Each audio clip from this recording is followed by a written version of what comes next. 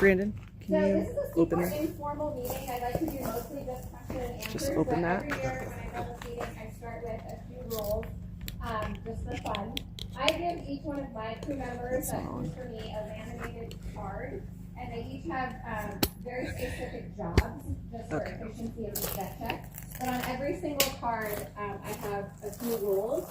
I was going to bring the card down with me, and I totally forgot, but they're the same every year. And basically the rules are, don't complain about the heat, it's hotter in the Sahara. That's one of them.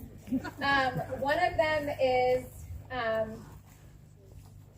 laugh a lot, complain a little.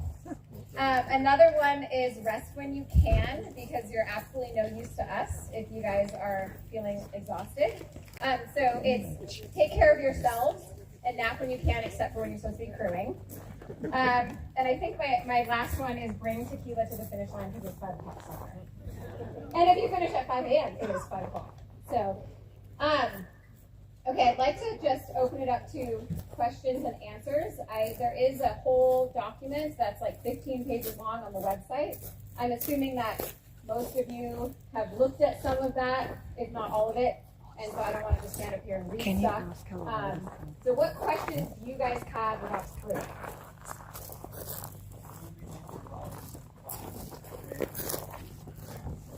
Okay, so there's no big rigs. Did you guys all hear the question, first of all? Yes, I'll repeat the question. It's getting into Robinson Flat, moving into Robinson Flat. So there are no big rigs allowed into Robinson Flat. You park the horse trailer at Forest Hill, and then you take a smaller vehicle into Robinson Flat. So carpool if you can. If you get to Robinson Flat before 9 a.m., you'll be able to actually drive up to the vet check, unload your crew stuff. If you get there after 9 a.m., it's not a big deal. You'll still get there before your rider. It's just that you will take your stuff with you and you'll ride a shuttle into Robinson Flat. Does that answer your question? I guess those that wanted to overnight. So if I don't think you're actually allowed to do that. You can't. You can't stay overnight at Sailor Flat. You cannot. Yeah, Robinson Flat. There's only volunteers that are allowed to stay overnight. Crew members are not allowed to stay overnight at Robinson Flat. Taylor Flat is where the bus, the shuttle. Yes. Sailor's Flat is where the shuttle is, and that's where you'll see signs. It's very well marked. There's tons of volunteers. You'll get your stuff. They'll have a parking crew. You park, get your stuff, get on the shuttle. Yeah, but if you get there before 9 a.m. or you I send a crew member into Robinson Flat early so that she can unload all this stuff. And so then when my crew members ride the bus or the shuttle in, they're not taking all the food here with them. So, but you don't have to do it that way. 9 a.m. until the last rider goes through. Yeah, I mean they're going. They're not going to leave anyone behind. Yeah, you'll all get out of there.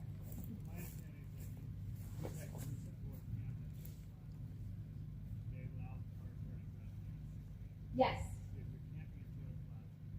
You can drive in at 6 a.m. So between 6 a.m. and 9 a.m. is when you can drive in, drop your crew stuff, and then go park. But after 9 a.m., if you get there, is when you'll take the shuttle. Yeah. But if you get there after 9 a.m., you'll get there ahead of your rider. Unless you're crewing for a top 10 rider, and that's a whole different deal. But As the horses are coming up, when can the crew at Robinson down the road, when they're coming to the road, yes. when can we start sponging? Jack off. Okay, so there'll be signs that you can't crew past a certain area. So I always have my crew go out to meet me at the road with my cart. And so as soon as I hit that spot where crews are allowed, we can start crewing for the horse. There is signage, so you will know. Yeah. And anywhere it says no crews beyond this point, don't go there. Just follow the rules, because otherwise you're going to get your rider in trouble. So yeah, crew where you can crew, but just don't crew if you're not supposed to. Yeah. That's not him.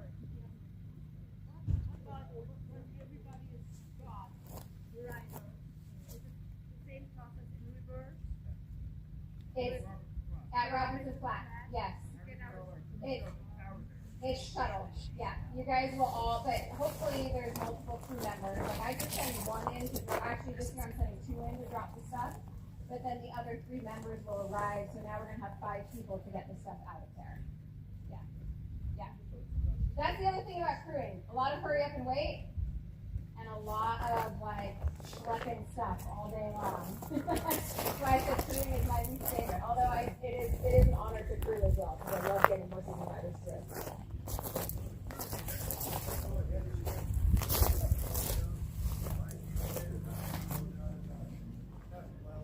You're talking about at the start. Yeah, okay, because I was going to say, there's no trailers allowed at Robinson Flat. Okay, so the question was leaving here in the morning. Okay, nobody starts their engine before 5:30 a.m. because we're getting all the horses out. All the horses have to be on trail at 5:30. We don't want any traffic getting in the way of horses or engines or generators or anything spooking horses, right?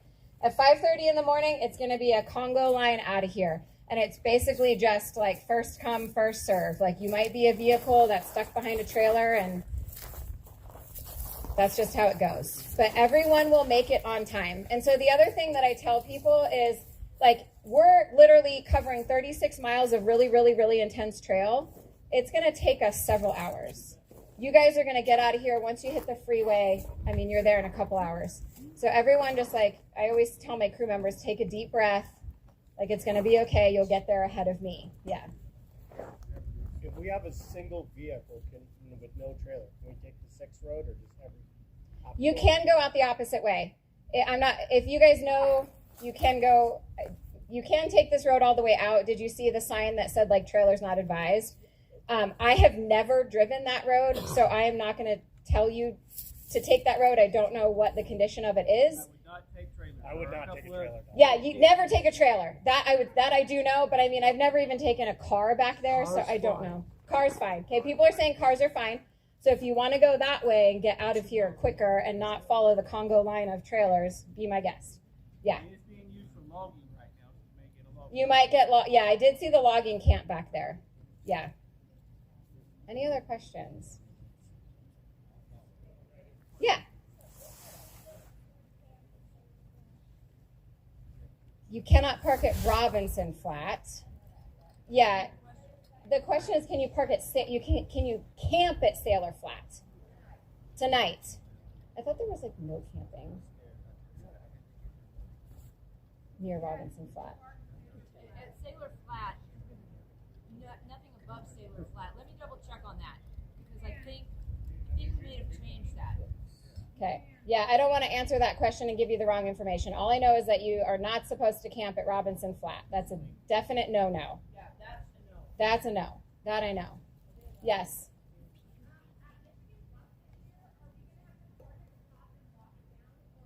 Yes. Yes. Okay. So I am going to tell you how they did it in the past. You park at the top, you walk down. For the same reason that we don't have you driving rigs out of here at 5:30 in the morning, we don't want you guys running into horses. And also, they have to have room for like key volunteers to be coming in and out too. I have Information. The Sailor Flat question. not at Sailor Flat, just because we have so many volunteers that are trying to stay there and there might not be room type of thing. Ford's Point is a couple of miles before that. You can stay overnight at Ford's Point. Okay, did you guys hear that? Ford's Point before Sailor's Flat. You also can camp in you can stay in Forest Hill and then just take the road in the morning. Did I finish answering that question about Michigan Bluff? You're going to park at the top and walk down. Yeah. I don't know. I don't know because it depends on how many people are parking and like how far the cars are going up. But I mean, it's a little bit of a hike, but it's not terrible. Going down is easy. Going out is hard. The climb out is hard. I will tell you that every year that I've had my crew members come into Michigan Bluff, they have made it back. They have made it there, waited for me, and then they've made it back to Forest Hill before I got through Volcano Canyon. So, yeah.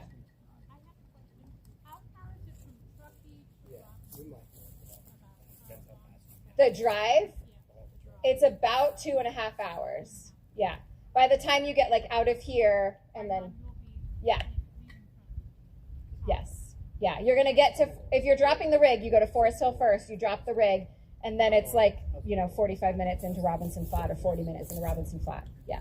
Straight shot down the road. Any other questions? Yes.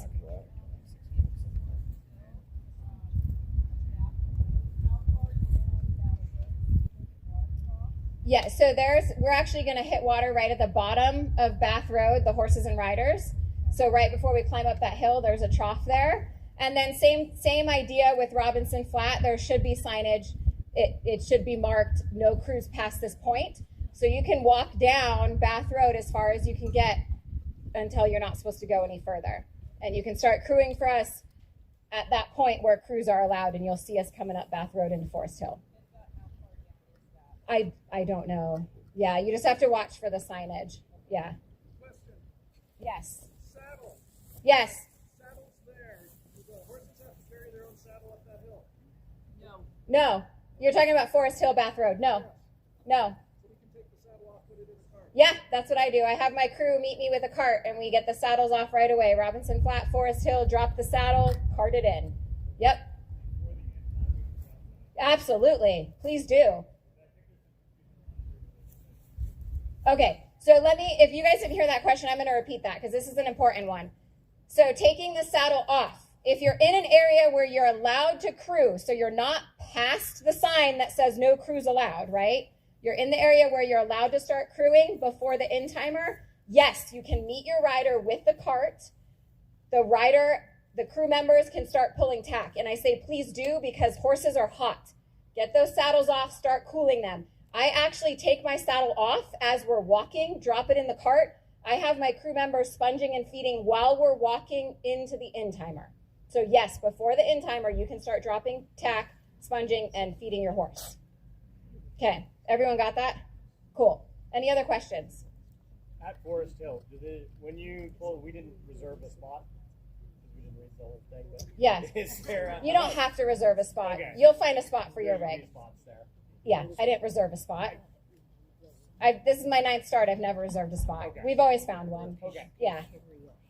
Hay is provided, correct, for the horses? We can grab hay. Hay, yes, hay is provided for the horses. Yes, you'll see at Robinson Flat there is like a spot kind of central, and there'll be hay.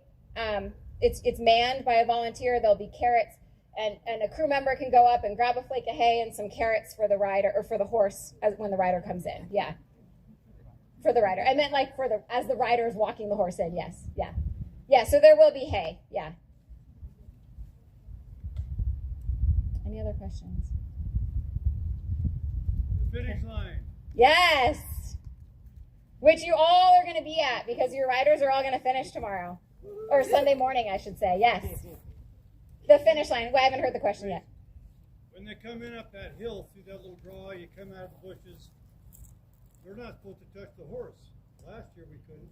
Yeah. So what I've told my crew members is, I'm pointing in that direction because I see some of my crew members over there. I come right up to the water trough that's there, let the horses drink, and then I just have my crew members like I'm like, you guys can high five me, you can hoot and holler, whatever, and then walk me in, and then we'll walk down and we'll start crewing when we get to the stadium.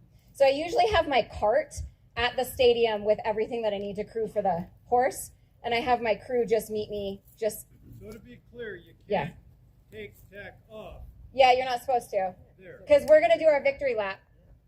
Yeah, and most riders will ride. Oh, yeah, okay. Yeah, thank you. Usually we ride our horses around the victory lap. It's not required. One year I did hand walk a horse, but we have our tack on when we do our victory lap. You won't get in trouble for touching the horse. You can high five the rider. You can give the horse a, sponge. That's fine. You can touch the horse. Yeah, you're not going to get in trouble for touching the horse. I'm sorry? Yeah. Yes, you can touch the horse. Yeah. Yes, you can. You can sponge. Yeah, because I will sponge my horse at that trough and then walk down to the finish line. Yeah. It's just, the thing is, it gets a little bit crazy up there, and it's a single track, and we want to keep people moving into the actual stadium. Where there's a lot more room to crew. So we just don't want to get all bogged down right there. Yeah, and you don't take your tack off because you're going to do your victory lap. Yes. I think the written part is a little more liberal than what she's saying.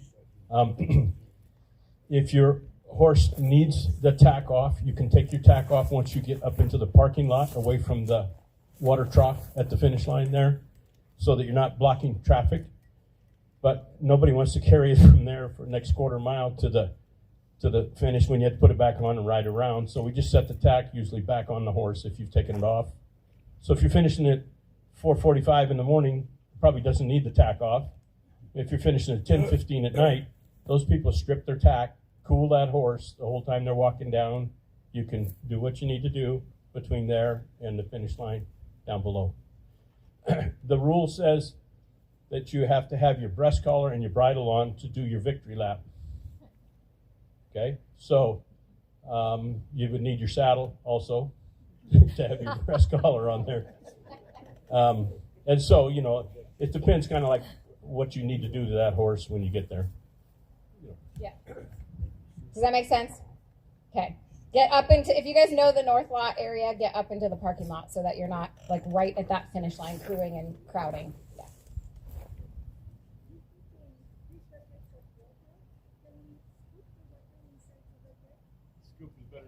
Scoop is better than sponge, yes. And they're going to answer at the 6:30 ride meeting is when they go over all the information about the water, like where we're allowed to scoop, where we're allowed to sponge. There's a lot of rules about the water, which they're going to address at the ride meeting. Yeah. Any other questions? Are you guys excited? Okay, I'm going to ask that again. Are you guys excited? Thank you. Okay, if there's no last questions, then I'm free to go. Actually, I'm not, because I have to be here for the junior sponsor meeting. I have a junior tomorrow. Any more hard questions? Those are all easy questions.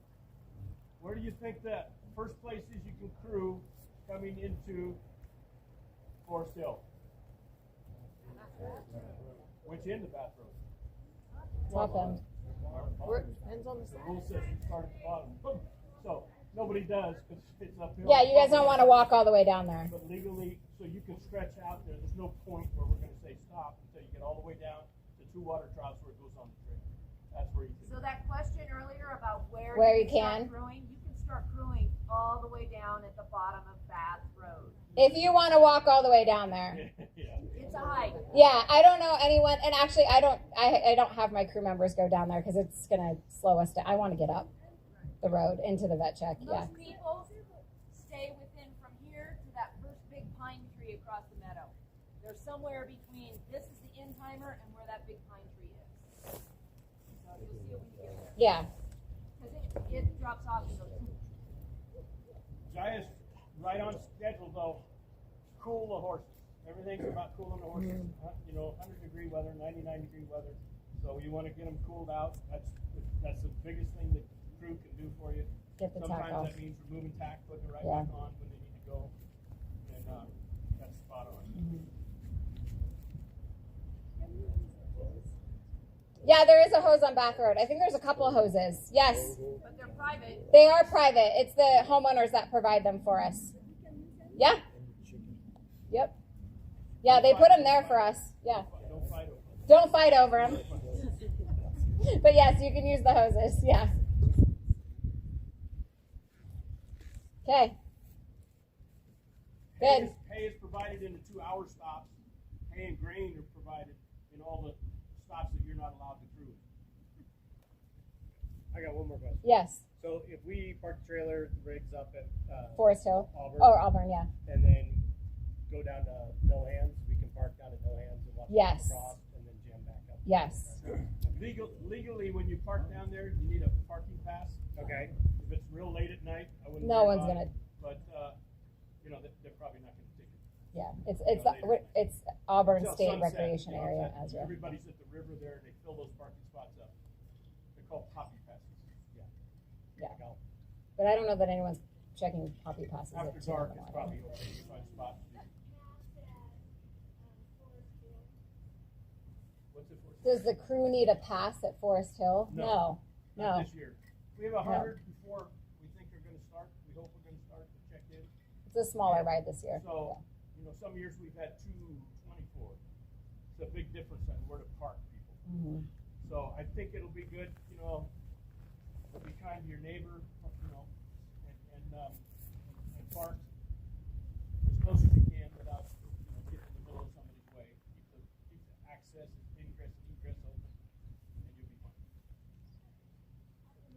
It's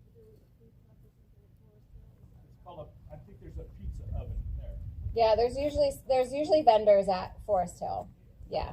So that One year there was Jamba Juice. that guy that just Which was that awesome. just provided lunch there and is having dinner in a little bit. He owns that pizza oven, so he's supposed to be.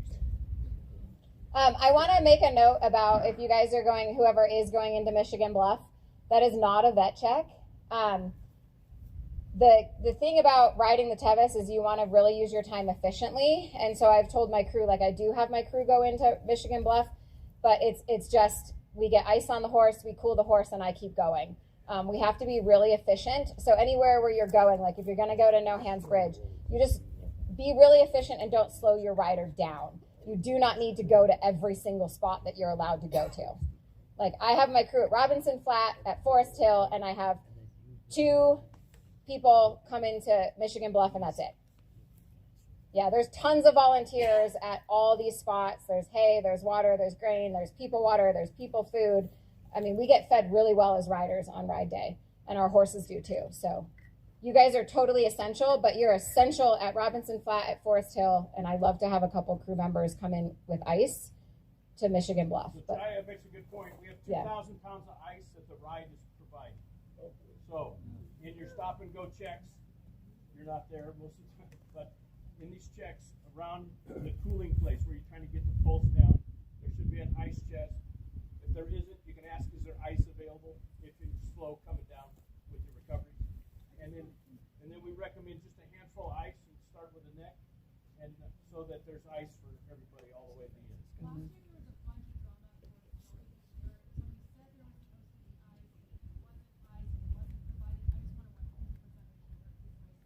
Well, when we get there, we'll give you the 100% or not. Hey, we do the best we can, okay? yeah, There's every vet check was invited to come down yesterday morning, bring 2 ice chests, the big ones, and fill them with ice that's provided by one of our sponsors. If they didn't do that, it wouldn't be there. So, 2 spots I know of didn't bring ice last year after we said there's ice. The crew is welcome to bring their ice, and then you know it's there. that's what I was just gonna say. If I want it at Michigan Bluff, so I've told my crew, go buy a bag of ice and bring it to Michigan Bluff. Yeah. So if you really want it, The problem is the water, if it sits there for a couple hours in the sun, it's going to be kind of tepid, lukewarm. So your ice is going to get them from, it's good to get them wet, get them clean, but the ice is the one that's going to get them cold down. So use it. Just don't waste it. There's another question in the back. In years past, we bought ice from the Michigan Bluff General Store. Is that? say that again. I said in years past, we bought ice at Michigan Bluff. So I usually send my crew to what's that? Repeat the question. Oh, she was asking about there's a store in Michigan Bluff where she bought ice from.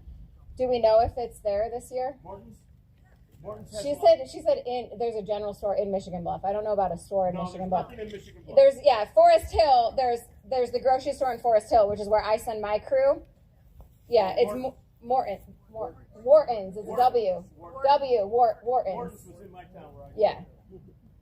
And then there's also like I think a Dollar General or something in Forest Hill. there is.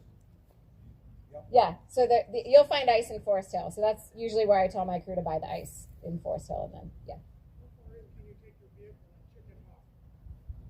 How far in can you take your vehicle? No, you can't. You have to hike into Chicken Hawk. Yeah, it's once you get to the dirt road, you got to hike in if you're going to Chicken Hawk. It's about a mile. Flat.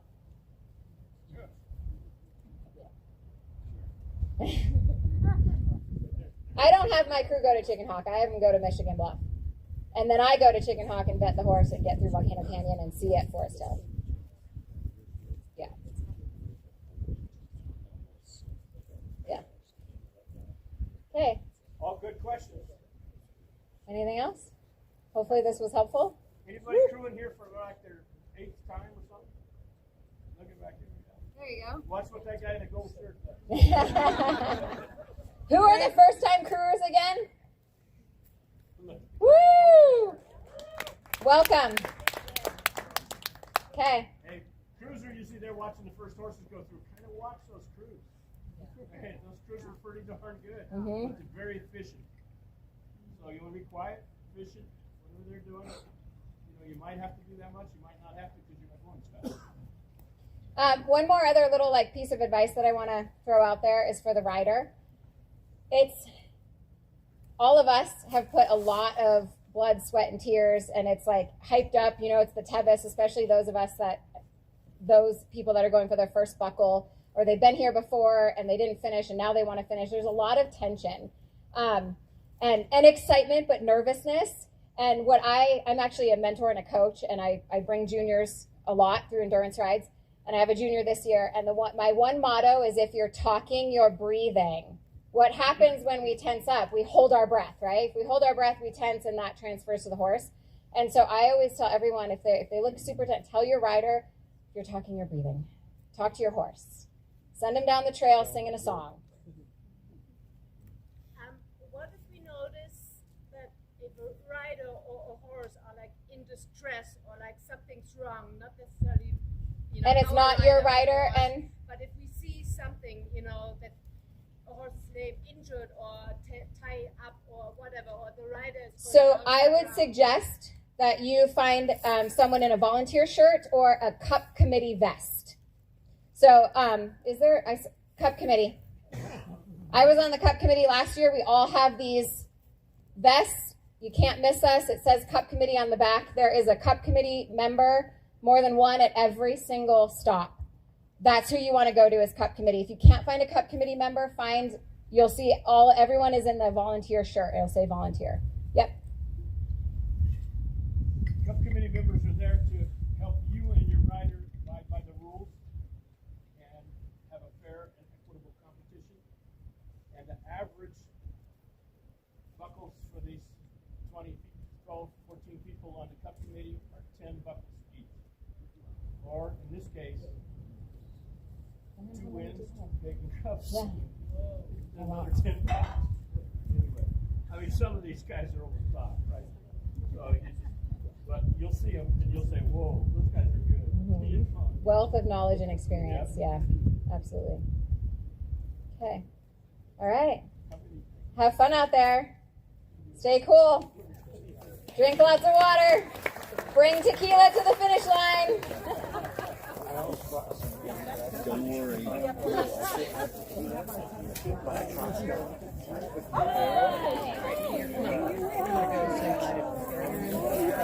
For some reason checking on me earlier.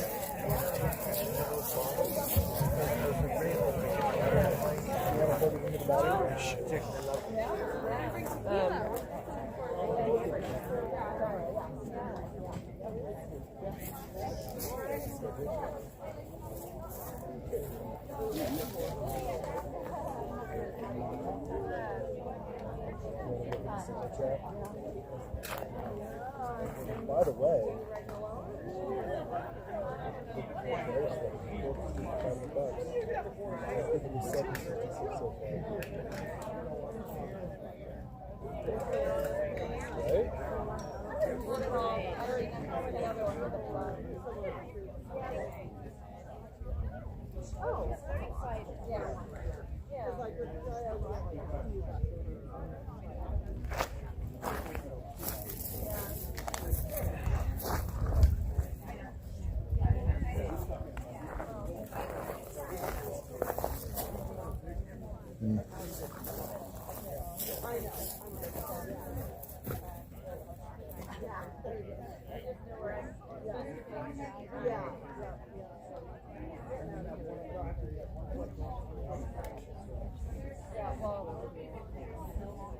Oh, were you going to sit? Of course.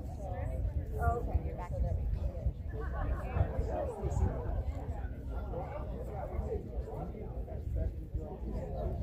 go. Yeah, that's fine.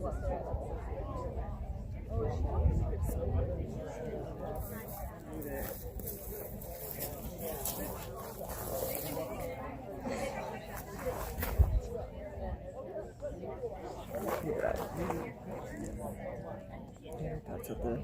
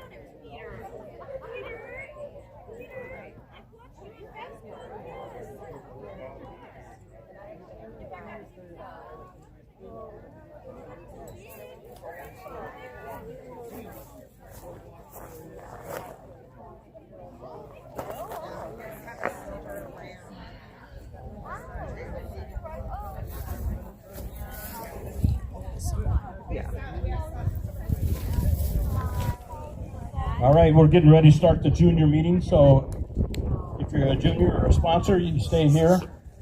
If you're not, please No, it's just quietly dismiss I still have yourself. 86%. Can we talk in front of these We're without good. feedback? Yeah, raise it A up. little bit.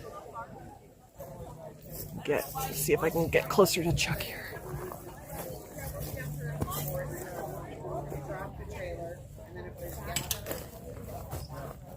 Okay, we're getting ready to start the junior meeting, 3:30 here, a couple minutes late.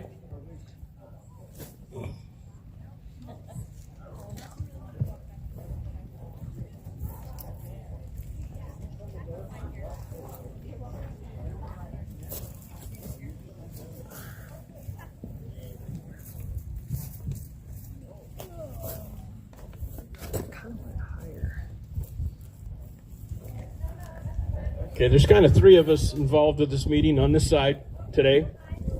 I'm going to introduce Erin McChesney here on the Cup Committee side, who has a lot of information and wrote as a junior. And she'll tell you a little bit about that as we go. Maybe not. We also have a famous lady right over here, Pam Stalley. Pam, say hi. Pam has two daughters. And between her and her husband, they got 8 buckles as juniors not too long ago.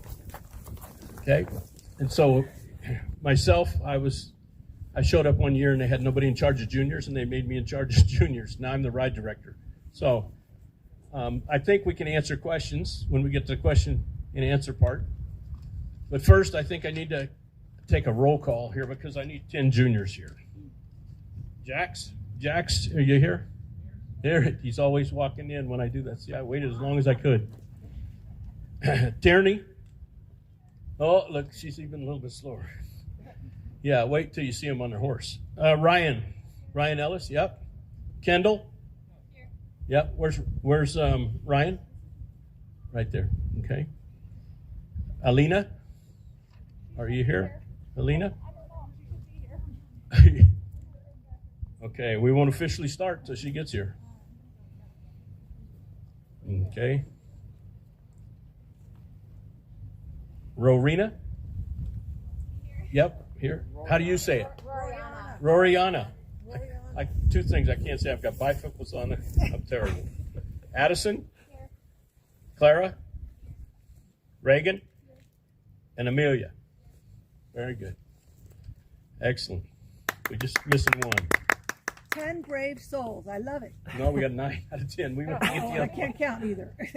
Okay, the 10 kids that are here, the 10 juniors, do you all have a sponsor here with you? Where's your sponsor? She didn't know. When you get a, oh, your sponsor's from Sweden. Who's taking who through the ride tomorrow? You're taking them or they're taking you? A little of both, right? Yeah. I got you. Okay. So it's in English, not Swedish. So we're going to let you interpret when she gets here or he gets here. Look at him come now.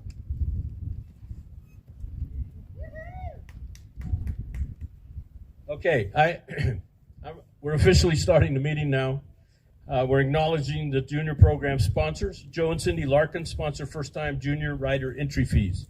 So if you're one of the juniors that receive that $500 as a rebate after the ride's over, after you start the ride, after you either get pulled or finished, you get your first-time junior rider entry fee returned to you from Joe and Cindy Larkin to our office. So our office makes you a rebate to you.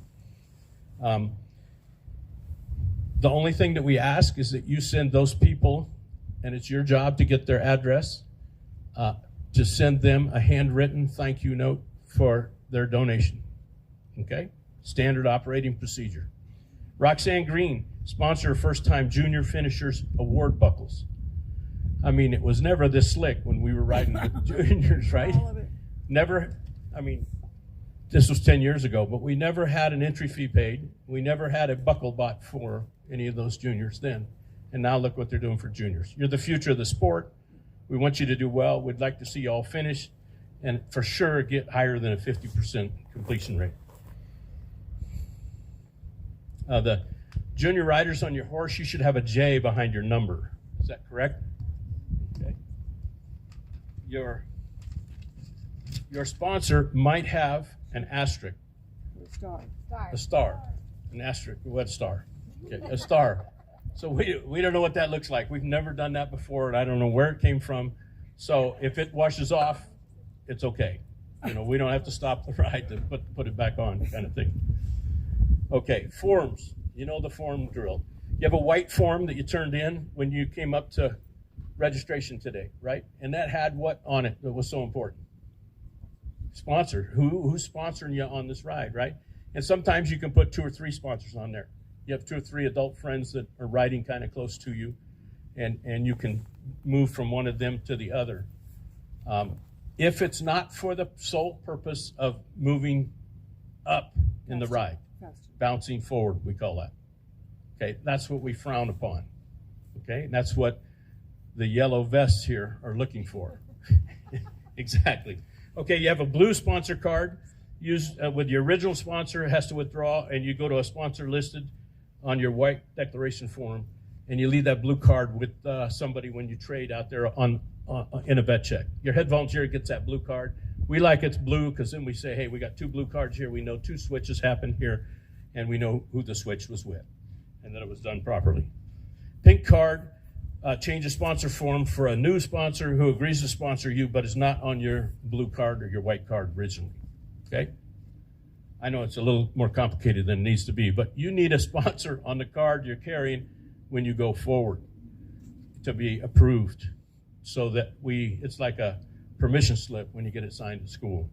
Because when you're 18, then you're going to be signing for somebody else, or 21, you can be signing for somebody else, and you'll kind of understand that a little better, how important that is.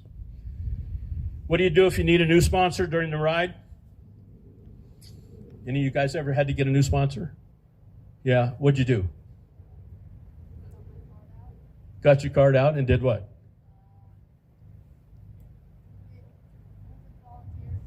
You went to the volunteers and they helped you?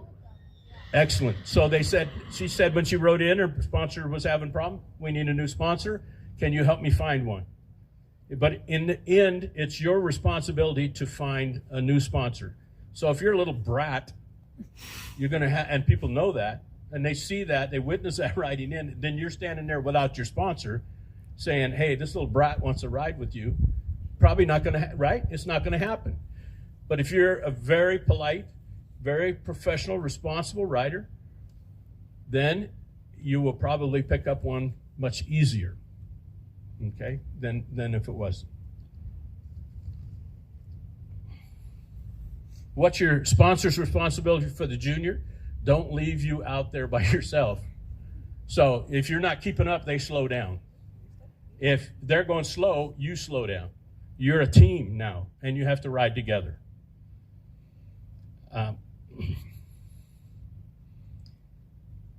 Your sponsor is responsible for maintaining your junior and your junior's horse.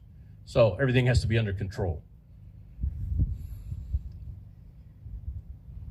Head volunteers can facilitate you finding a new sponsor if you need it, but it's not their responsibility in the end to find you one. So you could sit there for a little while if you're the known brat we talked about.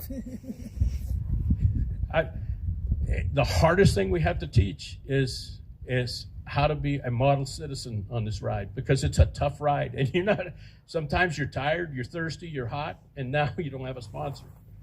All right, it would be easy just to be cranky, and we're asking you to, with a smile on your face, say, hey, can somebody help me and sponsor me at least to the next spot? Okay. How many of you juniors have finished before? We're lecturing to this group right here. They could probably give this meeting right here. How many haven't finished yet? How many times you start? How many times? No, first time? First time. Pretty cool. So it's pretty cool to see juniors come in, and it's like no big deal. We just finished our third time or something. And it's pretty cool to see a junior come in. Hey, it's my first time finishing, and now I'm here. So I'm telling you what adults like to see with the juniors. Not because we're wearing a vest. Every rider, every spectator, everybody out there wants to see juniors coming in, making it look like it was a big challenge, and we did it, and we're here. Okay. It's a little bit like teaching driver's education. If you're in high school and you're trying to teach that to 16-year-olds, you're going, look, you're only 16 years old. We don't expect you to be an expert driver when you're starting out, but the day you pull on the freeway at 70 miles an hour and try to merge into my 18-wheeler going down the road, I'm considering you the same as a 50 or 60 or a 40-year-old driver, because you can really mess this up. It's the same thing when you're riding through here. Once you start here, you actually have more responsibility than just a rider, an adult rider that's riding on. I got to get off my soapbox here for a minute. Sounds good. You're thinking of what you're going to say? Trying to keep up. Okay. Tevis rules must be followed the same as if you're a junior or if you're an adult, except for you have a few additional rules. Does anybody have any questions about Tevis rules? You were probably, some of you, here for the crewing meeting, and or you'll be here for the 5:30 meeting, and all the time somebody has a question about a rule. How are you going to interpret this rule? Okay, so if you don't understand it, you're going to ask somebody. You're going to ask, if you ask somebody with just a volunteer shirt on, they might not know. But if you ask them with this vest on, it says Cup Committee on the back, or it says Ride Director or Assistant Ride Director, then they know that rule and how they want you to proceed with that. But I'm looking for questions about rules right now. Anything that you got? Again, this is a group that most of them finished many times. Your sponsor going forward has to be 21 years old, and a junior is under 18. Probably knew that, or you wouldn't have got in it. Right. Last page.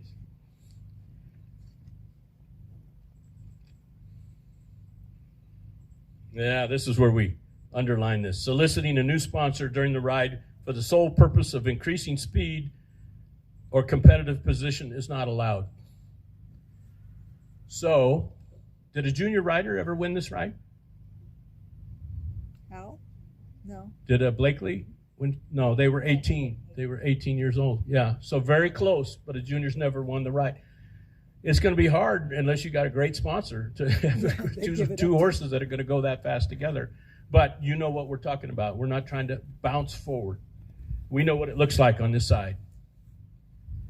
Okay, so I'm going to let you ask or listen to Erin for a minute and think of some hard questions for her, because, you know, she knows more. She knows some stuff we don't know. How many buckles do you have, Jamie? 3? And you crewed for other people that have got buckles? You were saying so many years that you've been doing this, right? Since 2012, I've never missed a Tevis. Never missed a Either Tevis since crew, 2012. Crew or rider? volunteer or rider. Pam and Chuck, we have 36 buckles just in our family. And I don't have very many. So that means those girls are really good. Okay, Aaron, I said a minute ago, twice first, twice Hagen Cup. Okay, so when people like that hang around, we give them a vest. Right? So here's Aaron. All right, thanks, Chuck. Yeah, my name's Erin McChesney, and on the Cup Committee again. I think this, 16th year that I've done that or something.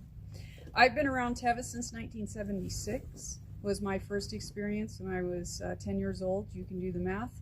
And was handing out carrots and hot coffee and fried chicken at Highway 49 and Upper Quarry Crossing.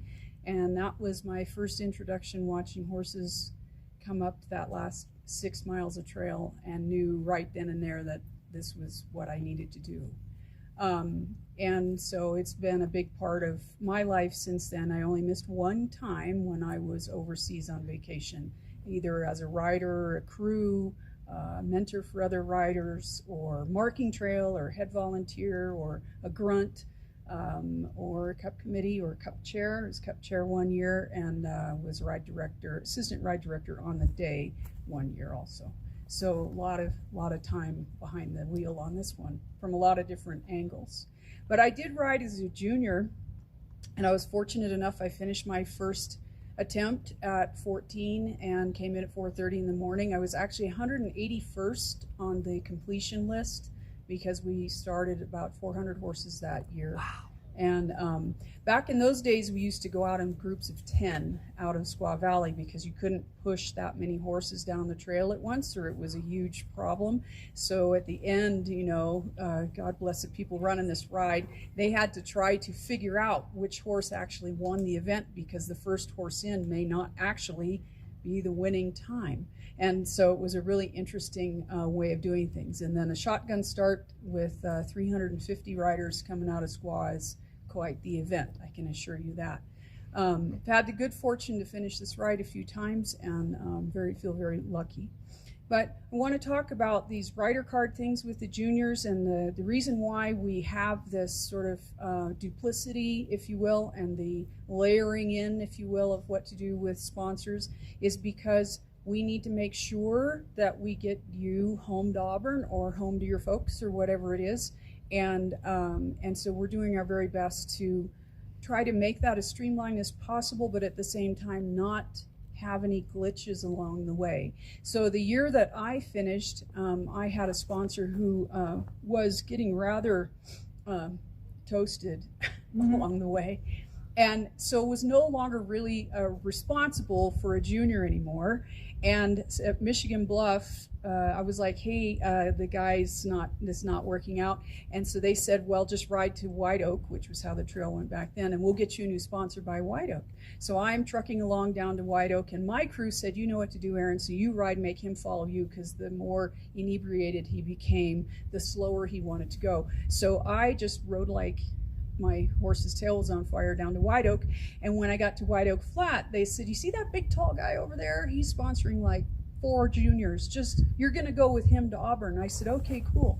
So I tagged onto the back of this group, and I followed them and got to Pointed Rocks, 5 miles from the finish.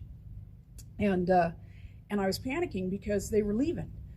And I told the vet, I go, I don't know what to do. Like, my sponsor's leaving. They go, oh, you're all right. Go ahead and go. So my horse had met criteria, but they weren't really through with my vet check, and they just go ahead and go. So I hopped on and boogied and caught up to him.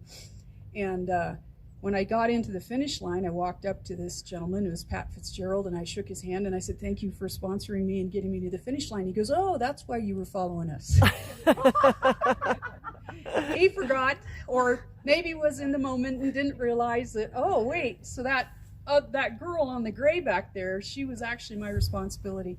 So it all worked out, but there again, I knew where I was going. It was totally fine. I remember going over No Hands Bridge by myself with a silvery moon on the water, and I was the luckiest girl in the world, 14 years old, finishing the Tevis on my first horse, and it was glorious. And I was all by myself for a moment, so that was kind of cool too.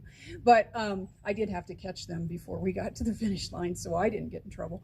But this is why we have the rules in place that we do, is we don't want to lose anybody out there. And we want to make sure that you have the very best experience possible.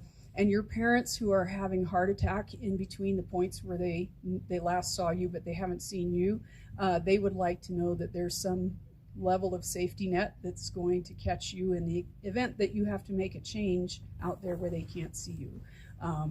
So that's the other thing too, is that, you know, your parents are really, they're very stressed right now.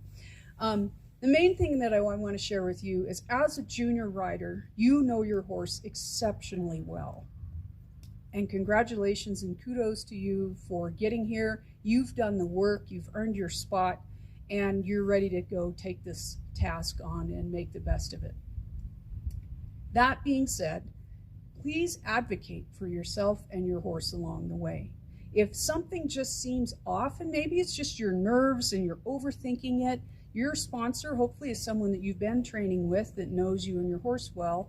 You can say, will you watch my horse trot alongside you and make sure everything's okay? Please talk to each other, okay?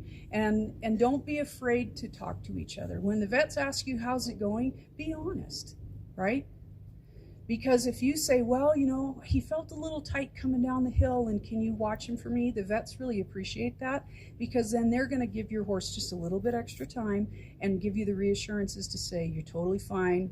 It's not a big deal. You know, you just rode down 12 miles of trail where it was high on the right, and you're at Francisco's, and all the horses look a little bit like that at that point. So you're fine. So don't be afraid to say something, because we're here to serve you. Set the table for you guys so that you have an amazing, amazing experience. That's what all the volunteers are doing. That's what the vets are doing. That's what this amazing directorship is doing with Western States Trail Foundation, is they're setting the table for you. So if you need your water glass refilled, or you would like more popcorn, please, or whatever it is, please say something, because we want to help you, but we don't know unless you say something, okay? So we're here to serve you. She has the best stories, but they're all really old school. If you come in behind Pat Fitzgerald, he's been dead for a while now, but we're talking, that's a great story. She left the bad parts out. The PG-13 and stuff out. Yes. Yeah. The other thing is, she forgot to, we forgot to tell you that I remember what she was talking. We have an exceptional situation this year. We have a deaf rider riding the ride. Hearing impaired. And she's wearing a vest that says deaf rider on the back, and it'll glow in the dark if you have just glow bars on. It's tricky getting somebody's attention in front of you. Hey, we'd like to pass when possible. But now, if you can't hear. So I think if you move up and you're kind of close, she will feel that you're there. She's ridden quite a bit, herself, and she will probably pull off. But kind of look for that. If you see that on her vest for us, this is new territory for us, and I don't know exactly how to tell you to do it. Maybe put a couple little pebbles in your pocket. I don't know. No, we're trying to make fun here, but we'd like to see this gal finish the ride. It would be tickled if she did, and that means that everybody has to kind of do their part to get that done. Yeah. Anything else? Are any stallions? Anybody know? I think there was a couple of them acting like a stallion down there. So yellow ribbons in the tail. Yellow ribbons means you're approaching a stallion. So be sure to communicate very clearly with that rider of what is safe for you to pass them if you need to pass them. Because they know what the limits of that horse is and everything. But that's true with anybody, right? Remember, the rider in front of you has the right of way to yield, but it's also up to them to decide if it's a safe spot. And now if they keep passing all these giant like Walmart parking lots and everything else, that's different. But keep that in mind, that you can ask for trail. You might have to ask a couple times. and they will pull over when it's safe, because you want to be safe too, and so keep that in mind also. Most stallions, I mean, half of them are great citizens, and the other half, you know, might have a quirk. They might, you're the 1/10th horse that they didn't like passing or something. Hopefully those aren't on this ride, but you see them misbehaving a little bit, and right away you notice that it's a stallion. So use your common sense and give them more room. But sometimes you don't know it's a stallion. That's where the yellow comes in on the tail, and you don't need to know. It's up to that rider to control their horse. But you don't want to be the one that gets taken out either. So that's a horsemanship thing there along the way. Pam, do you have anything to add? No, I'm good. Okay, I think you guys don't have good questions though. The last group had good questions. Seriously, nobody? You don't have a good question first time? Where are you from? Tevis, New Mexico. Thank you for coming. That's great. That's a 2-day drive, right? At least. Yeah. So we hope that, I mean, everybody has a journey, and the journey ends here now, but it really starts now, right? On the horseback. But you started this journey a while back to learn how to ride well enough and to have a horse fit enough to go on. And everybody on this side really appreciates that. So we'll do what we can to get you and your sponsor through in the best shape. If you're doing something that's we don't recommend, we might mention it, but we're not going to be overbearing. That's all. That's what we got. And see you at the meeting at 5:30. Thank you. I thought it was 6:30. It says on the schedule 6:30. 6:30 on the schedule? Whoa, that's really late. So maybe be ready by 6 if you hear us down here talking. Get down. Well, dinner's probably 5:30, and they probably give you till 6:30 till we start. Yeah. Think of some good questions by then. Mm-hmm. Whoever came into camp around 1 p.m. lost this webcam, so I figured I'd bring it here. Okay. We have 2 hours. Very good. We have an extra hubcap if anybody's missing it. Yeah, whoever drove in around 1 p.m. because that's when I was driving out, and there's been a lot of traffic on the road. So like rotating in the camp.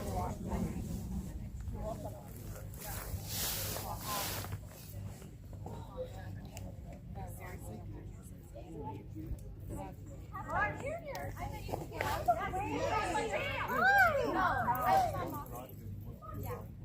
If you see my horse doing this, will you not come? Yes. Well, I'm on my mom's horse who's on Chestnut. Last year.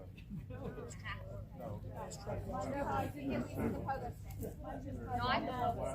Jimmy did That's the last one. So today she's like, ooh, horses, let's go. And I'm like, on my side. well, bye.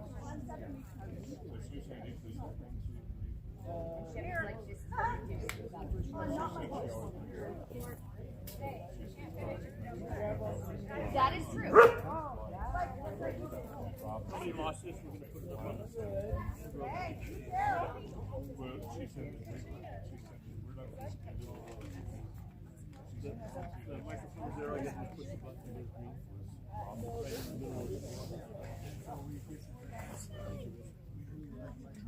Exactly. We'll restart.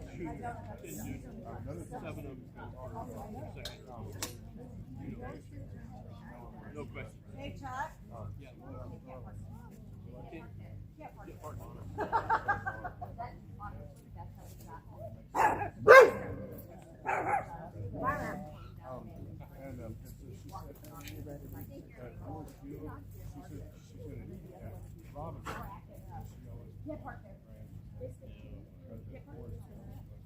Come here. All right. Very good. Have fun. Last one, Chuck. Last one. Sit down. So for those watching the live stream, the next meeting is for first-time riders. So we're just going to keep rolling here, and they're going to get started in a few minutes. And then the next live stream will be for the official rider meeting at 6:30. So we'll take a break after this meeting and we'll be back online at 6:30 p.m. Pacific time for the official rider meeting. Man versus horse cow one. They just dropped off all their supplies. Man, that's a nice road now.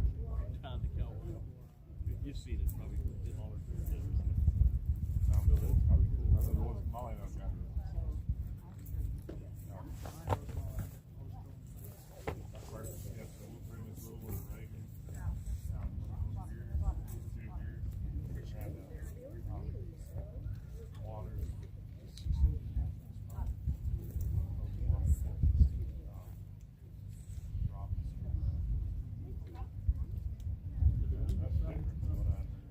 Hey, Chuck. This?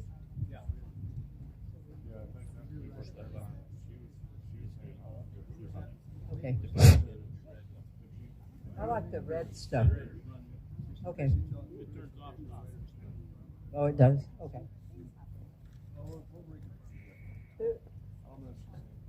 I think we have, well, I introduced myself. I'm Kathy Perry. I finished this ride a couple times, like 25. Never finished it as a junior, but you know, some things come later in age. Won the ride one time, and I would suggest none of you guys try to win the ride tomorrow. I would, first off, congratulations for being here. My good God, you got half the battle done, okay? It's hard to get a horse here ready for Tevis and bed in, and you did it. So now all you have to do is go 100 miles tomorrow. Okay? Well, that's it. That's it. Easy peasy. My thought is what I always thought when I got up in the morning. I never rode and thought about riding vet check to vet check. My thought was I'm going to ride to Auburn. We have to go through the vet checks, but I'm going to ride to Auburn. It's going to be hot tomorrow. Take care of yourself. You know your horse better than anybody. You'll probably get in the canyon and say, I don't know if I can do this. Yes, you can. Yes, you can. I'm going to go over some of the trail with you. There's not very many flat places on the ride. There's not many places where you don't run into rocks, jump over rocks, go around rocks. You know, you got people behind you, you got people in front of you, especially the first 15, 20 miles is probably the worst part of the whole thing. At least start the ride. You'll go out here, it's controlled start. It's a road. Another couple miles, you'll hit a trail and it keeps, it's a road, but then it keeps narrowing. Then you single track all the way to Highway 89, cross 89, underneath 89, go up, and that is Palisades. That's where we had to sign all those releases, remember? And you'll be up above, it'll go up above and around. Single track trail. You're almost to the bottom again at Palisades, and then you start up, you'll hit a road, and then you'll ride up to Watson Monument. That's just your first climb. That's a hard climb. It's a road. It's a hard road. My suggestion is, unless you're going to win, is walk, trot. You know, walk a ways, trot a ways. Try to, yeah, it probably won't be sunny then, but anytime you can get in the shade on this ride, get in the shade. So you'll get to the top of Watson Monument. We put the flag up, as we always do. You'll make a right-hand turn. You'll still be on single track. Most of this ride from the top is mostly single track. So you're going to have people coming up behind you, and you're going to have people in front of you that are stopping to water their horses. That's okay. you're going to get there, and if your horse wants to drink at the bogs, let him drink. And if people yell at you behind, so be it. Just do what's best for your horse. If somebody wants around you, let them around you where you are safe. Make them go on the left side, right side. Let them take the chance. Don't you. You have the right of way. You're in front. Okay, so, be patient with people. So almost all of that until you get to Red Star Ridge, you'll go up and down, up and down. You'll get into Red Star Ridge. It's a vet check. It's a PNR stop. My suggestion to you is to get in and out of the vet check as quick as you can. You can get your PNRs, get your horse a little something to eat.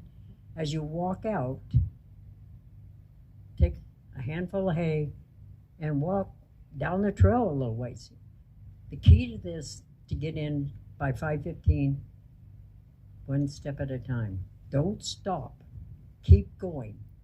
Get in and out of all of these vet checks as quick as you can. Get a PNR and go down the trail. You can walk a half a mile, get on your horse, and then start trotting. It's good for him. He's just been at a vet check. His muscles are tight. It's a little colder up there. I always walk my horse a quarter of a mile, let him eat as he follows me because he's really hungry. He wants to eat, so he'll come with you. Get on him. You'll go into Robinson Flat. It is a dirt road. It is like pavement. It is hard. It is rough. Stay on the right or the left. Roads are like this. They're not completely flat. So if you're always riding on the right side, you are using that right front leg quite a bit more than you are your left. So you need to change that up a little bit. So just make sure where you're going.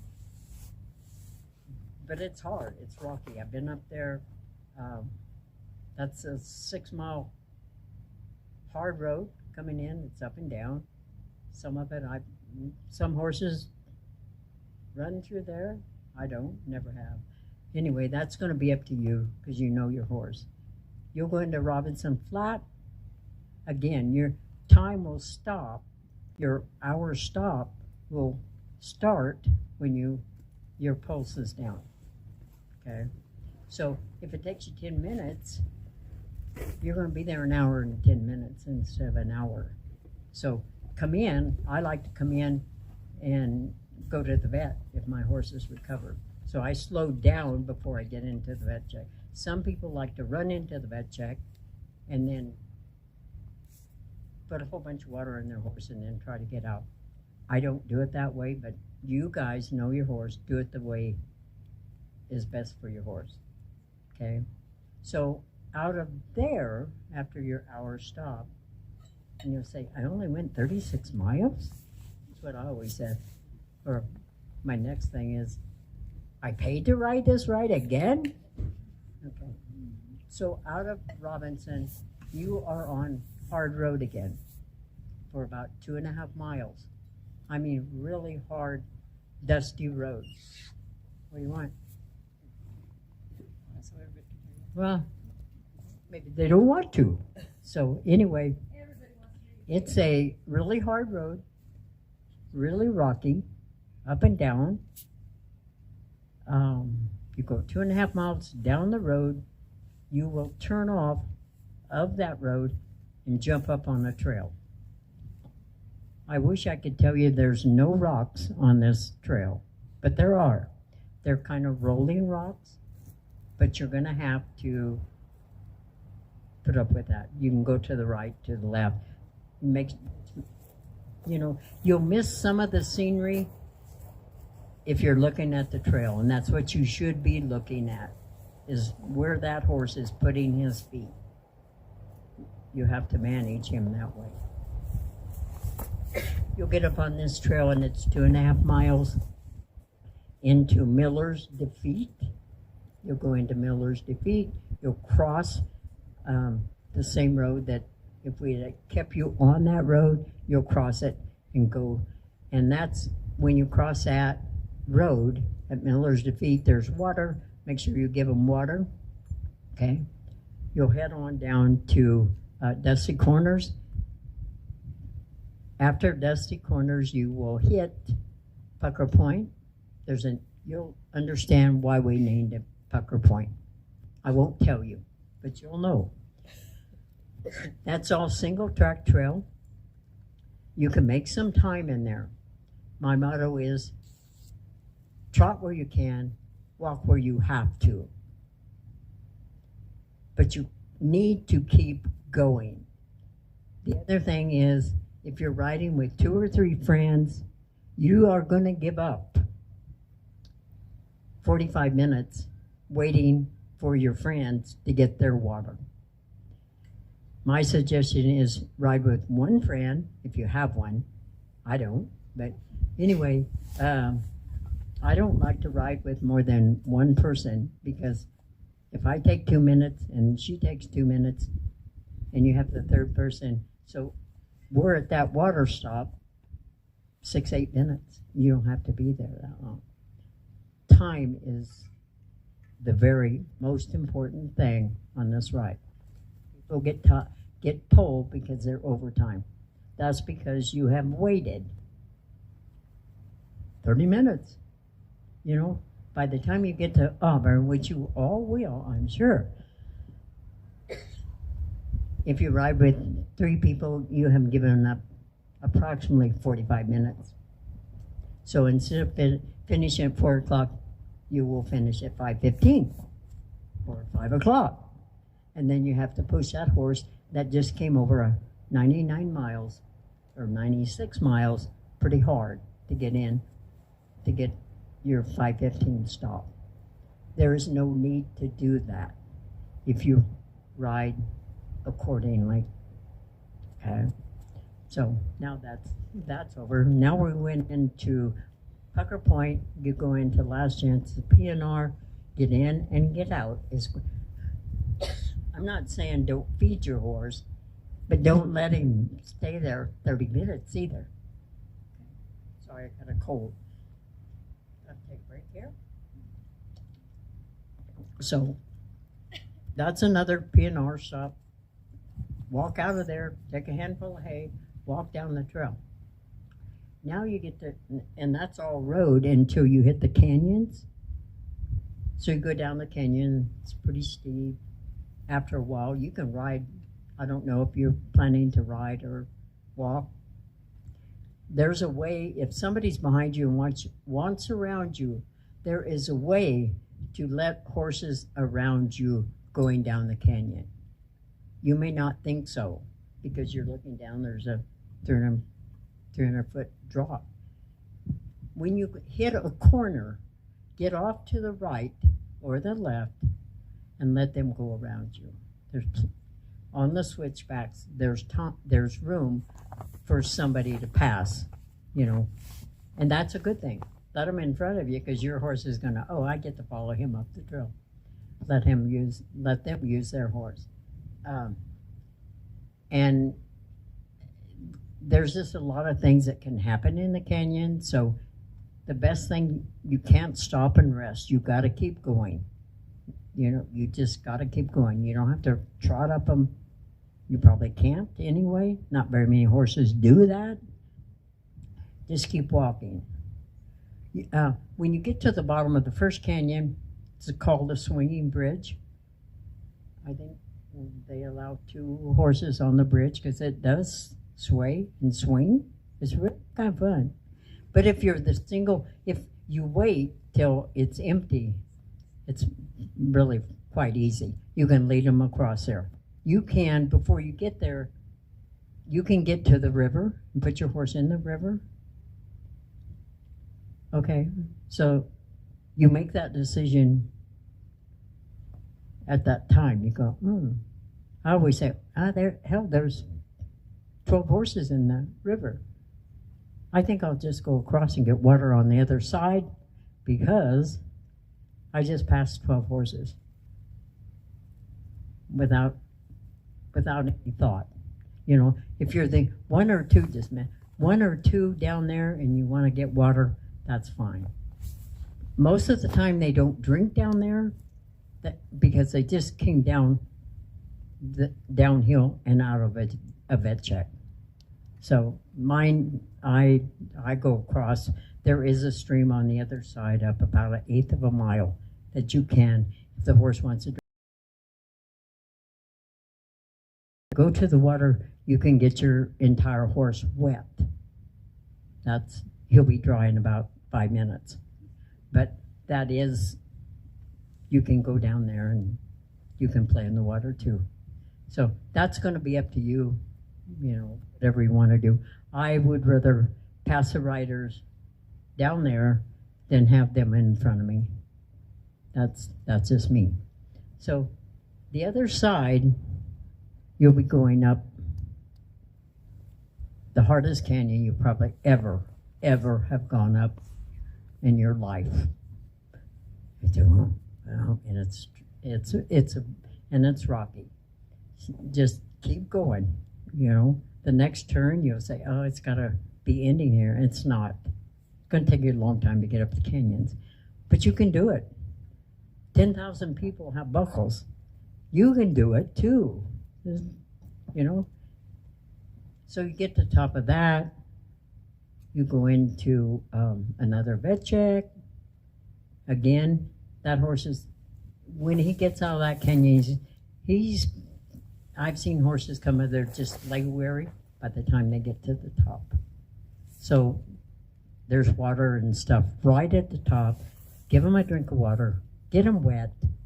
Let them stay a little bit. Get their legs under them. And then go to the vet check, which is 2 miles down the trail. You know what? I forgot to tell you about Cougar Rock. Oh. So there is a way around Cougar Rock, and there's a way over Cougar Rock. My suggestion is, depending on your horse, and as you look up at Cougar Rock, depending what's happening on Cougar Rock, because sometimes horses get up and they turn around and come back, and you go, "What should I do now?"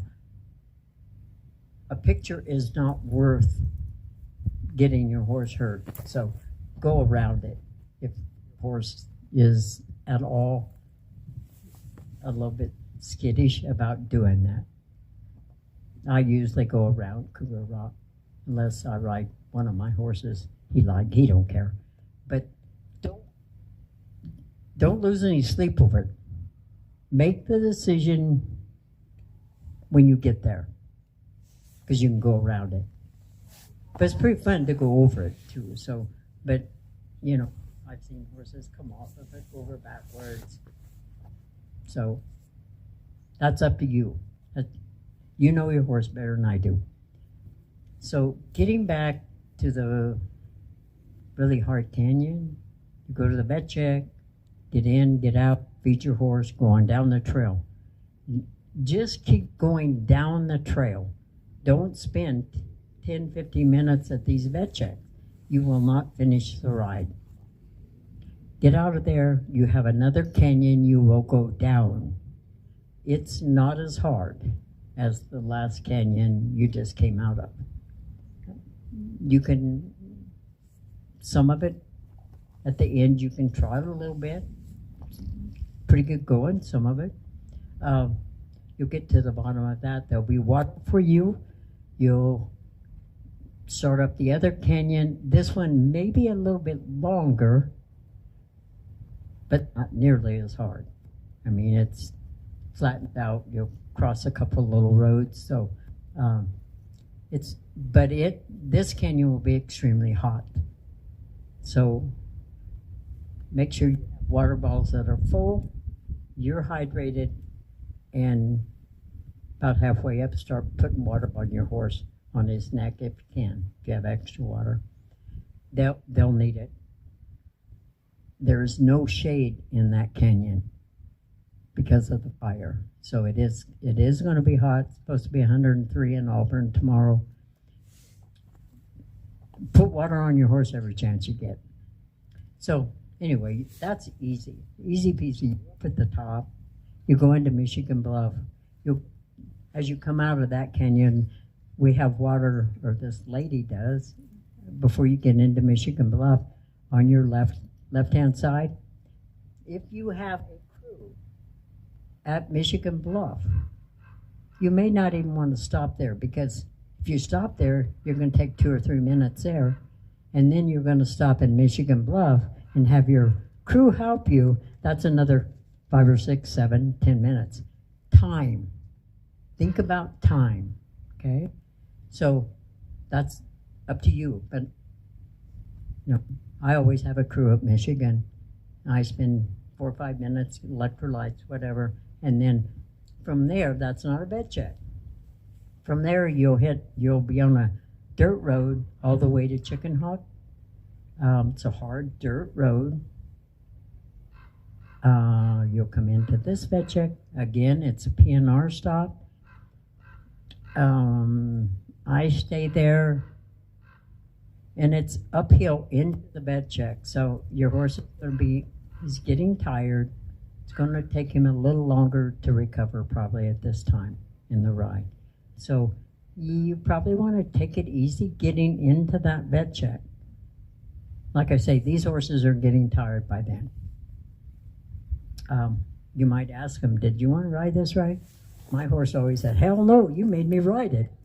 So take that into consideration. You might give him a little bit of a break, maybe 10 minutes at this bed check, and then go out, walk out. You have single track. You'll get on another road. You'll get out of the single track. You'll hit a road, you turn to your left, and that's kind of road for maybe a mile. Then you'll hit single track again. You'll go down another canyon.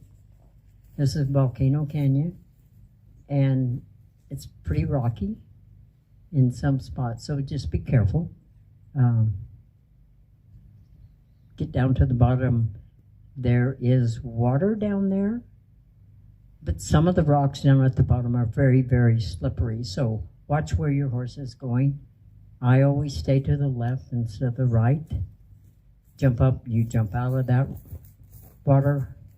There's rocks on the other side, so guide him the best way you can. You'll come out of that canyon.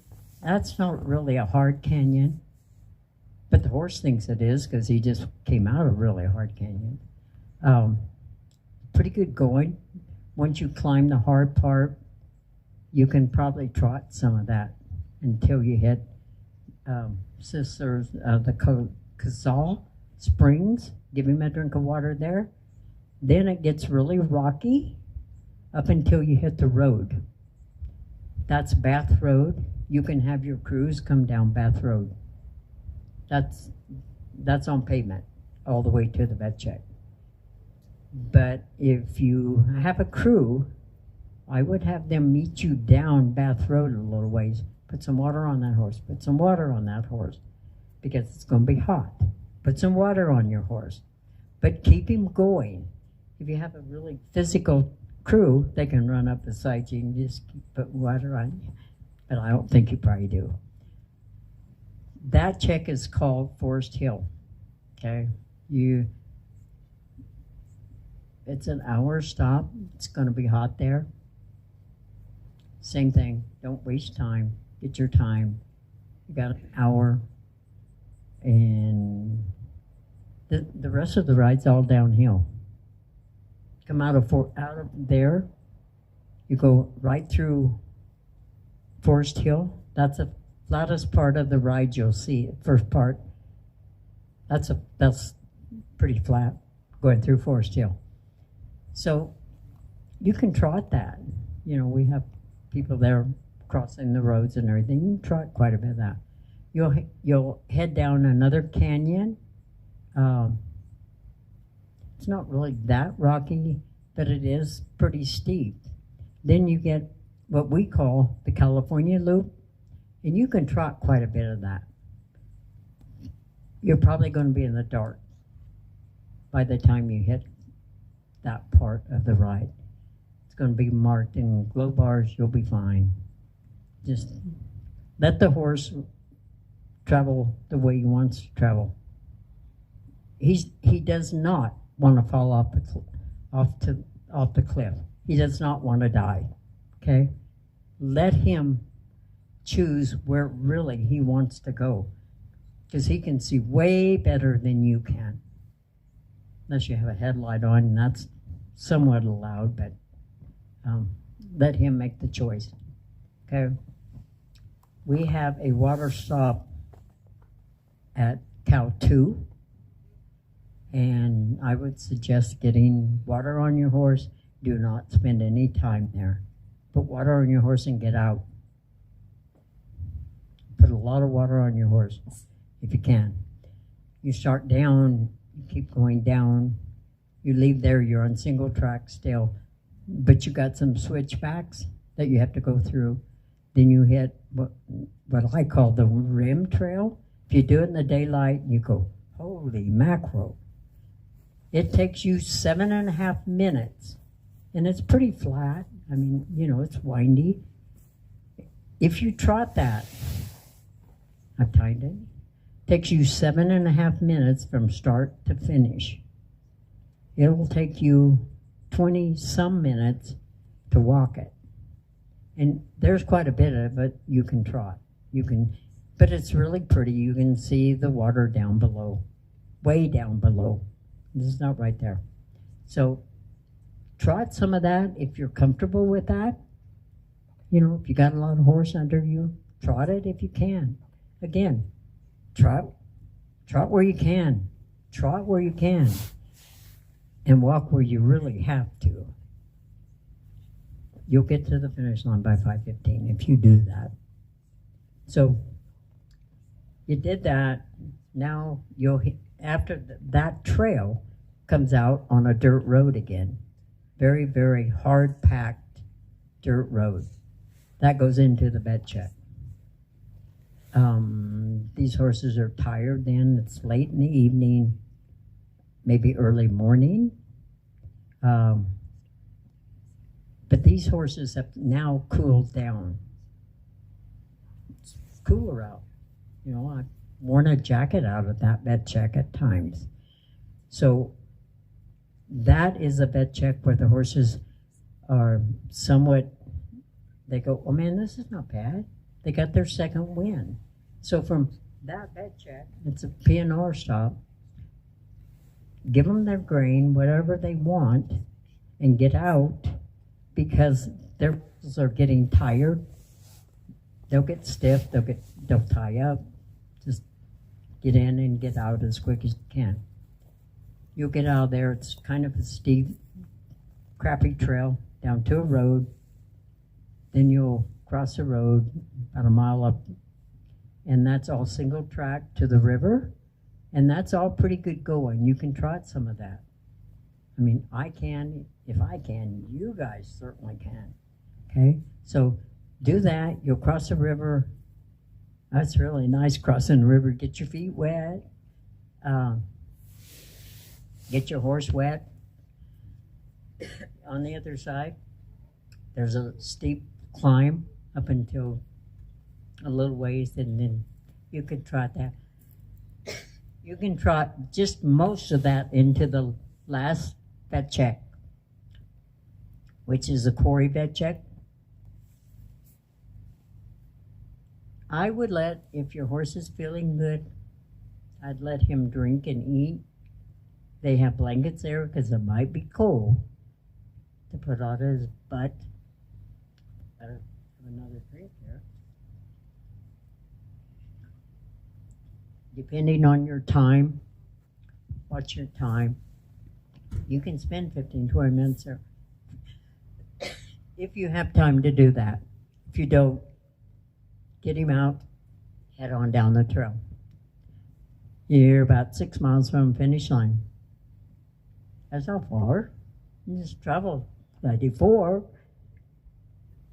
You'll go out on a road, dirt road, cross Highway 49, go up, cross No Hands Bridge, and you'll head to the finish line. Finish line is probably by then, it's probably 3.5 miles, 4 miles to the finish line. It's all uphill for maybe 2.5. You'll cross Roby Point, and I think there's going to be water for you there. Get your horse wet. Get him if you can, get him wet. You'll dump off the other side and let your horse go because you're almost home. You can trot all of that to the finish line if you have enough horse, and if you don't have enough time, you can walk some of it too, but pretty good going. You can trot the whole thing. It's not dangerous, just it's about time on this ride and about keeping your horse sound. Sound is really hard on this ride because it's really, really rocky. It gets rockier every year because we have motorcycles, we have bicycles, we have horses, and 30 years ago that the ride wasn't that rocky, but either that or Nevada, the Nevada All-States Trail Riders are taking their rocks and putting them over here. I'm not sure. So that's all I got. You guys are gonna make it. Yeah, I think we have 28 new riders that's never been on this trail or ridden the ride. We only finished 50%. I'm gonna count how many new riders finish this ride tomorrow. It better be over 50%, you guys. You can do this. You can do this. You got here, you can do it. Now, I'll take any questions that you might have. I hope I explained that well enough that you can get to Auburn. Don't get to the first vet check. Go to Auburn. Go to bed and say, I'm going to go to Auburn. I'm going to Auburn. Yeah. Okay. Any questions? Do you have some?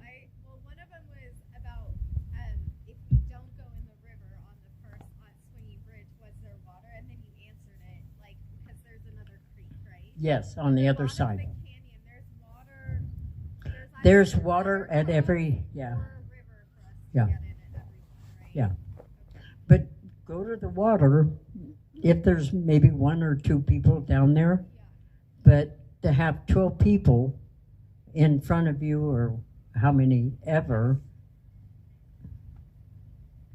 they may be holding you up on the hill. That is not necessary. I'd rather pass them at something like that. Most of the time, I don't pass riders on the trail. I pass them at the vet checks. You don't have to. I thought of my other one. So since we're in like the waning moon, and we don't have the moonrise until like 10 p.m. So Yeah. we actually have like all the way dark, like no moon. Do you recommend headlamp for that, or just let your horse do it? Like even though we won't have any light really, like for the humans. Well, I don't use headlights, but that doesn't mean that you guys are more comfortable. You can use it. If another rider says turn off your headlights, you have to do that. I put glow bars on my horse on each side and underneath. He can't see that, but I can see where he's going, and that if something happens or if something is wrong, when I get off, I'll get off where it's safe. If I don't have a light on, maybe I just stepped off the cliff. You can see where he's putting his feet, but it doesn't bother him. My horses are just not. Most horses pay better attention at night than they do in the daytime. So that's, like I say, they do not want to fall off the cliff, if they know it's there. And 99% they know it's there. They do, we've had accidents, everybody knows that. a horse may trip and he may fall. You know, that you can't help. That's an accident, you know. But they can see, they can, you know, I mean, 40 years ago when I rode the ride too, we had no glow bars, we had no headlights. You carried a little flashlight and you only turned it on if you really needed to. But many, many times I never saw a light on the ride. You know, my husband once told me, somebody asked me at Forest Hill, is he good in the dark? I said, I don't know. I've never ridden him in the dark. I don't train at night. And my husband said, well, he doesn't run into the fence, so I guess he can. You know, so they can see very well at night. So trust your horse. He'll get you to Auburn. Get off where you have to. When you walk down the canyons, you may want to walk down the canyons, you may want to ride down the canyons, depending on your horse. Some are uphill horse, some are downhill horse, you know. So ride them accordingly. You got them here, get them to Auburn. Okay? But 28 of them, yeah, I'm going to expect, what's half of 28? Come on, what's half of 28? It's pretty close. Yeah. Okay, so I expect more than that out of you guys. So I have two questions. We're all first-time people here. We're probably used to trails being marked. Oh, this trail, you can't, I can't say you can't get lost, but this, because, yeah, it is very, very well marked. Very well marked. It's in yellow ribbon. Yellow, and that's from the cavalry.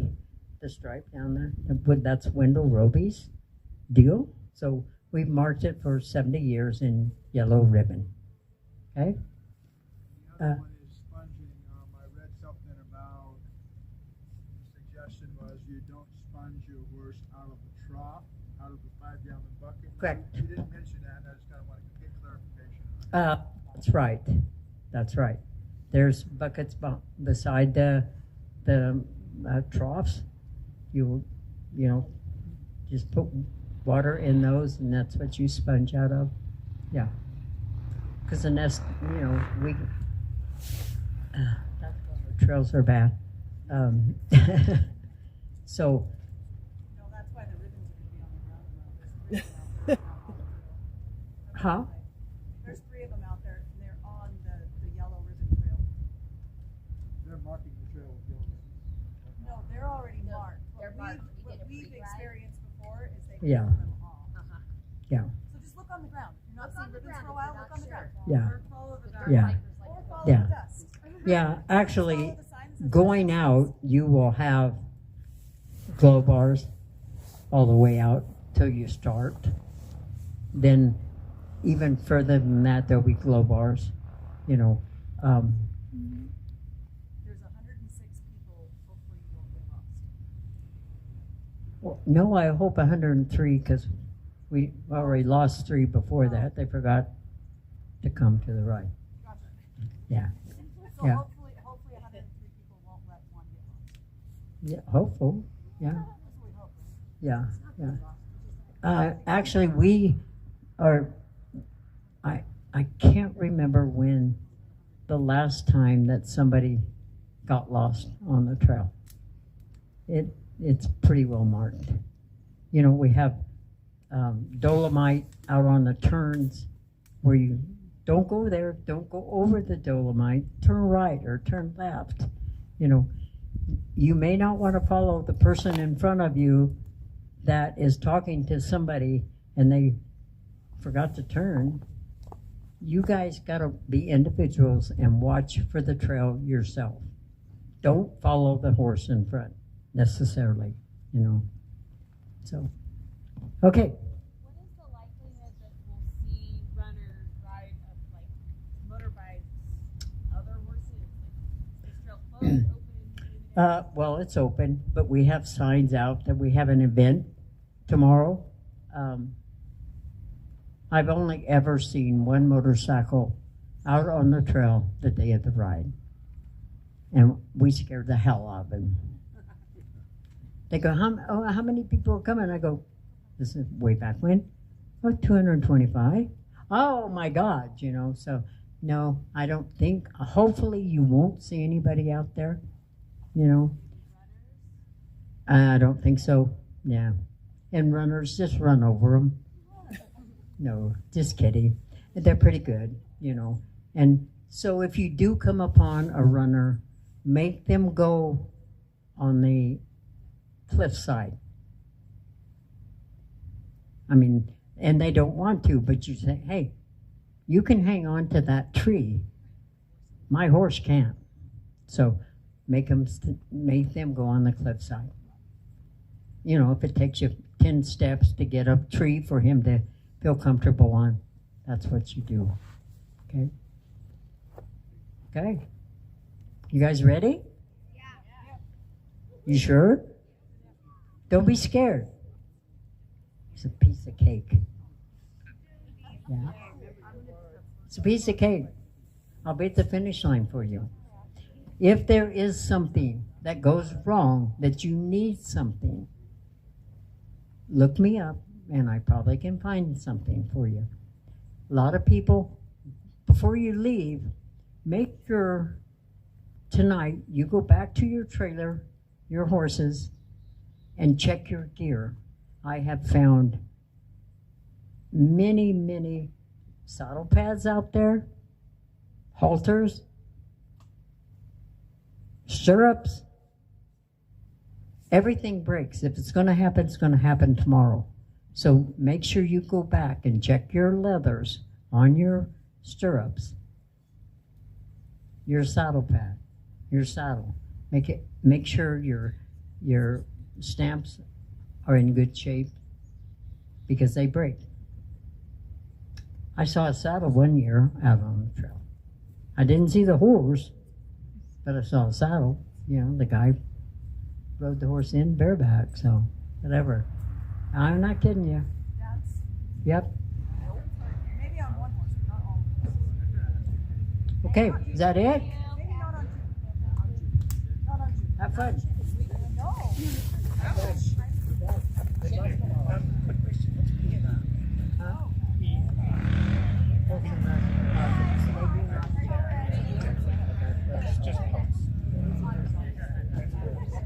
Well, that concludes the first time riders meeting here. Thank you for tuning in for the crew meeting, the junior rider meeting, and the first time riders meeting. The live stream will be back up for the 6:30 p.m. official rider meeting. So make sure to tune back in on the YouTube channel at 6:30 Pacific time. We'll be back providing coverage of the rider meeting. And then we will be seeing you tomorrow morning. The first place we'll be on trail is at the Highway 89 crossing. Tune in sometime. We're expecting first horses around 5:45 a.m. Pacific time. All right, thanks. See you at the rider meeting.